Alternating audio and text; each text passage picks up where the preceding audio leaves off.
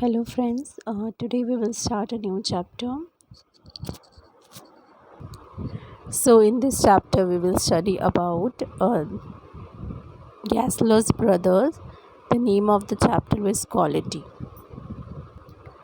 So, the narrator is saying that he knew him, this shopkeeper, from his childhood days because when he was child, his father used to wear the shoes from this same shop. So he knew these shopkeeper. This man whom he is talking about, he was living with his elder brother in the same shop, which is located in the small by street of fashionable part of London. And the narrator is saying that shop was having certain kind of destination. This shop was different in comparison to others shop because there was no signboard upon it, and only the name was written, and the name was Gasler's Brothers. And in the window area, which is made up of glass, few pairs of boots were kept, and these were the same boots which somebody made them on order. um, he is also saying that this man is making boat of such good quality and with such finishing that is mysterious and so wonderful for me still now. He is remembering the time when he went to the shopkeeper, and he stretched his own foot and asked him to make shoes for him. Then he put a question to him that, isn't it awfully hard to do, Mr. Gaslam? Then his reply came that it's not an hard job, but it is an art. Also, he is saying that it is uh, a kind of shop where you need not to visit again and again because the boats which he made lasted for long. So maybe it is a situation that you next time when visit the shop, it will take a long gap. Now he is describing this atmosphere of the shop. He is saying, when you visit inside the shop, what you will feel that it is different from most of the shops. There you will feel like that one is entering into the church. There is a sitting area of single wooden chair. You can sit there, and all of a sudden when you will sit and have some rest, you can hear the tip tap of the slippers which is coming from the wooden stair, and a man will appear in front of you without coat, a little bit bent, in a leather apron with the sleeves turned back and blinking. This is Mr. Gessler. When narrator went to him, he asked him, can you make me a pair of Russian leathers? Without a word, he said, of course.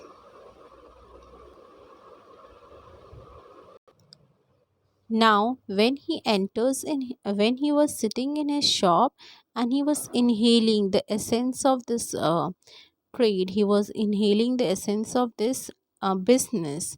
Soon, Mr. Gasler brought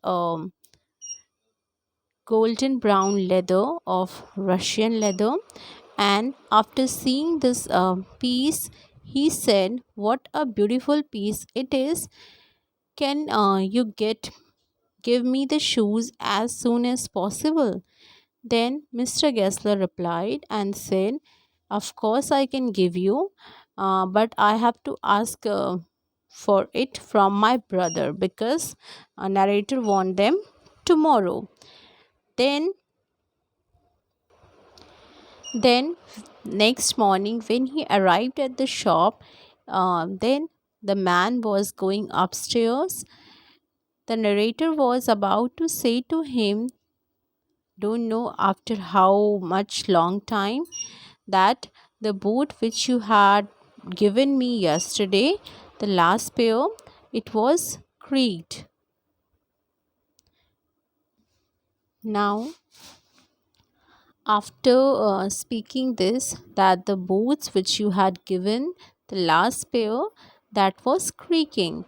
Mr. Gessler was looking at the narrator and he was speaking nothing, as if he was expecting him to take his statement back. And he was surprised also that it can't create. Um, then narrator said, "No, that was really creaking." He was feeling bad because those poor eyes were now thinking about the work which he had done in that boot, what fault he had left in that boot, and the narrator was feeling bad that he mentioned about uh, this complaint. All of sudden, in return, he was giving reply that once from the big firm some leathers came for making boots, but that time they were in so hurry. They want their orders so hurriedly that they didn't showed me their quality of the boot, and I also quickly made it. So I can't take guarantee. He was actually complaining about the big firms, that how big firms are doing their work and how they are befooling the customers. He is giving the new shoes to the narrator and also checking the finger area from where he was feeling that there is some little bit discomfort, and he's asking to him, does it hurt you there? So you can see that how finely, how properly he is doing his work after checking small and everything inside his um, boots which he had made. The narrator, for the first time, was noticing such kind of tension, such kind of worriness at the face of Mr. Gessler, and he was feeling that this is the struggle of their trade, their business. The boot which he offered him the last time, it lasted so long than ever that it took nearly 2 years to beat to that shop. It means in actually he was doing his duty very well. The shoes, the Russian leather shoes which he ordered, it lasted for 2 years. And after 2 years, when he visited to his shop, he found a man was standing there. He asked him, "Hello, Mr. Gessler, how are you?" That was his elder brother. He said that Mr. Gessler is no more. He was dead. He was surprised to listen this, and he was also shocked that what age, what happened to him, how. These were the questions which narrator asked from his elder brother. His brother was also in shock and he said, "Don't know." But in actually the narrator knows the answer, that how he dies, because he was struggling inside from the big firms. He was doing his work finely but getting not that much good response which these firms are getting by advertising their products. So after this he went to abroad and he stayed there for 1 year. When he went to abroad, the man was around 60 years, but when he came back, he was about 75. So you can imagine that how much time he stayed there, from 60 to 75. And then again he went to his shop, and this time he ordered all kind of or different kind of shoes or boots from his shop. He also made a check and delivered the check to this shop.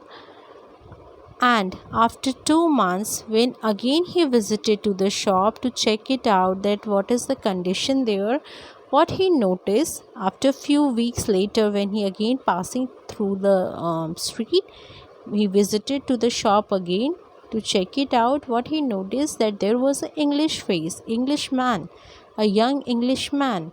He said, "Mr. Gessler." The man said, "No, he is not here. I have taken his shop." So he said, The narrator, he said, then where he is? Can you tell me? He said that no, he died.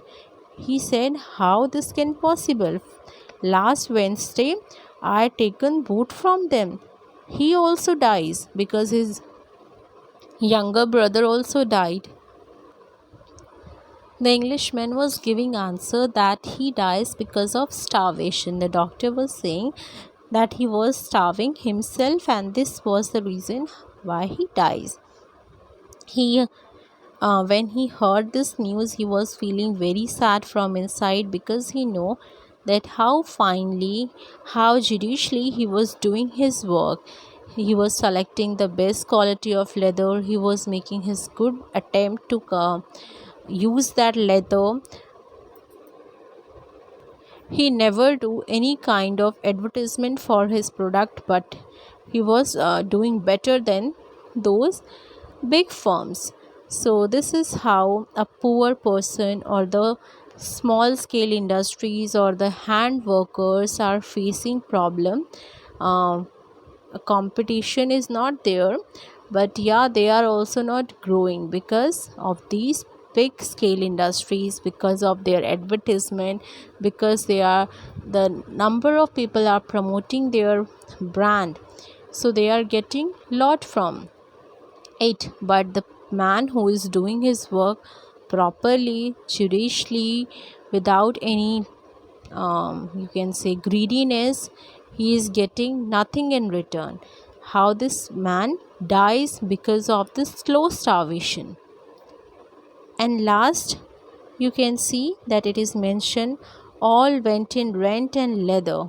All the things which he was facing was rent and buying leather. How he lived so long, I don't know. He was surprised that he at least lived this much age.